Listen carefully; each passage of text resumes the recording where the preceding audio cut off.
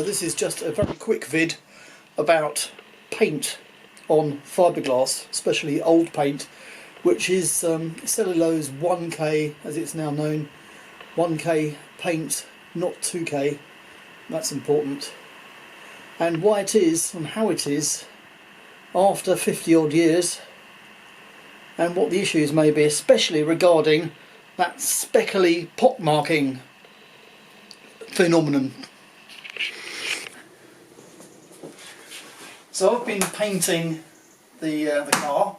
I'm doing it myself largely because I can't afford to pay a professional to do it, and I can certainly see why it would cost a lot of money, because the amount of work I've had to put in to get it into this still pretty appalling state is a lot. Days and days and days I've been working at it, weeks probably actually, and I'm trying to improve on the quality of stuff I've done before.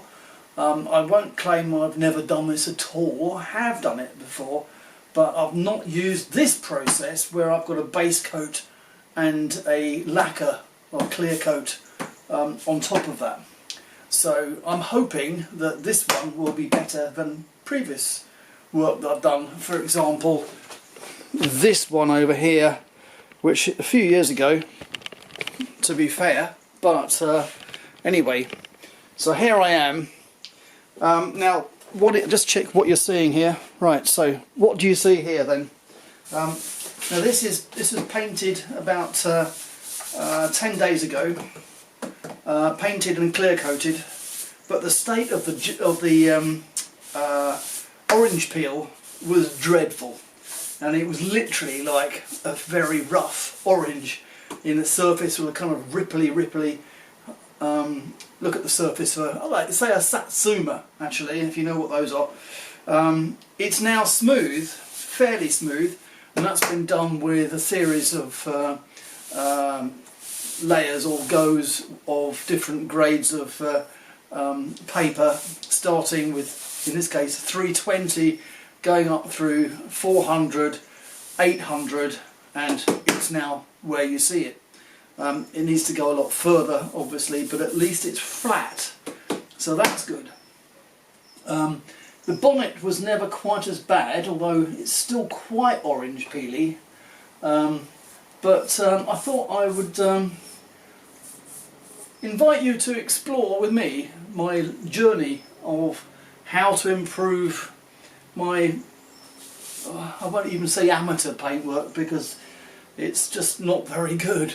But anyway, bear with me if you like. Now, one of the things that I've had to deal with just now is a huge run, well, fairly large run in the clear coat layer. And now a lot of you will know this already, but I'm going to say it anyway. We'll do it anyway. So zoom you in. And zoom you in a bit, or move you actually. There we go. Okay, so this is the fairly large run, which I've already started doing this with, and this is the blade from a knife, and I'm literally scraping the top off of the run. As I said, this has been here for around 10 days, and so it's fairly hard. Now, one thing I will say is this is quite a long blade, and I'm finding it quite useful to be able to sort of hold it quite far away towards this end, and also being this shape, it misses this raised section in the body.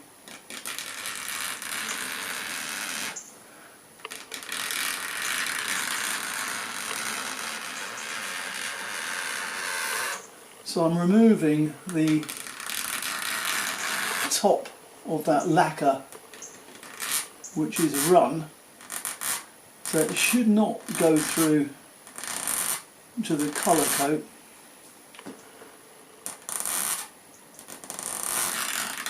makes a kind of satisfying noise. Anyway, what's it doing? It is kind of planing off the top of that layer, and obviously it will be rubbed with paper afterwards. Now the biggest, I think this was, oh that's right, this bonnet was actually painted hanging up. So this was the bottom actually, so gravity was forcing the paint to run that way. So hence the thickest part of this particular run is here. So I'm continuing to go until it feels reasonably flat, which it hasn't happened yet, so there's obviously a lot of material to remove.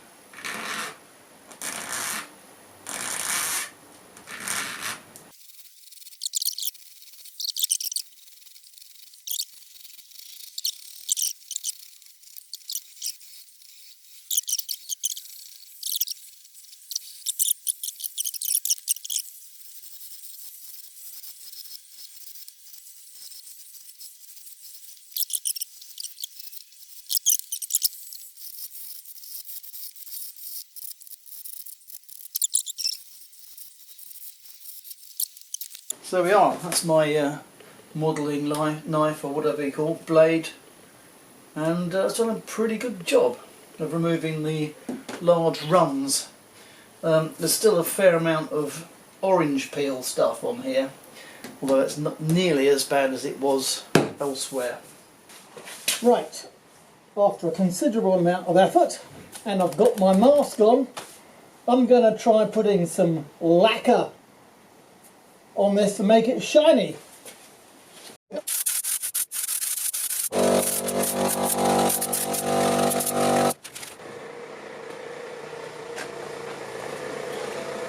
Right, I'll come back in a minute and do another coat.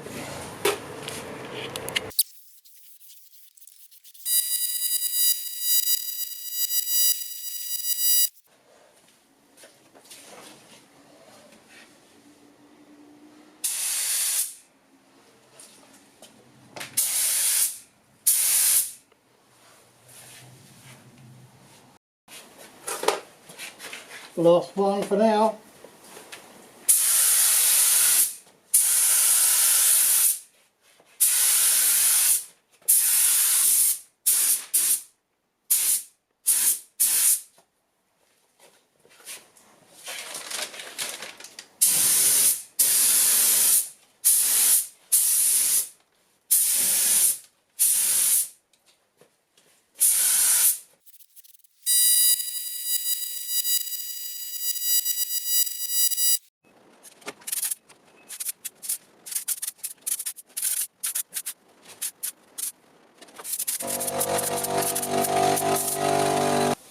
Well, I think that's it for tonight.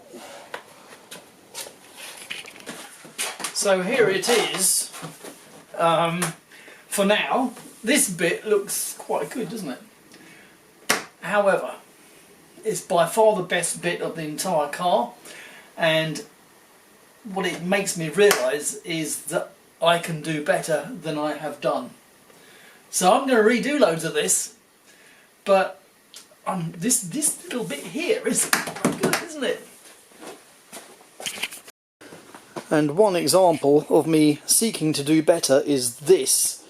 Now, as I've said a number of times about the pock marking, which you can see even in here, these little speckles, where the paint layer is pulling away from the white layer, which is not the gel coat pink layer, but it's just the way it seems to come. Anyway, whatever, I'm going back to the native fiberglass, and we'll restart from there. Oh, by the way, there's a question mark about what type of paint stripper to use, and at the moment it's this, not that. This Wix paint and varnish stripper, which appears to be just as good as Nitromor's, which is this stuff, which I've used before, but the Wix version appears to be quite a bit cheaper and just as good. That's not to say very good, but at least it doesn't dissolve fiberglass, which is one of the concerns. So anyway, this is what it results in. So you can see me going down 2 native red fiberglass live on camera. But it does take quite a few goes. Anyway, look, there we go, the speckly thing is happening again. And as you scrape it off, the speckly thing disappears. So, little ways to go on that, but maybe I'll leave it overnight and see how it goes. Anyway, that's quite different, isn't it?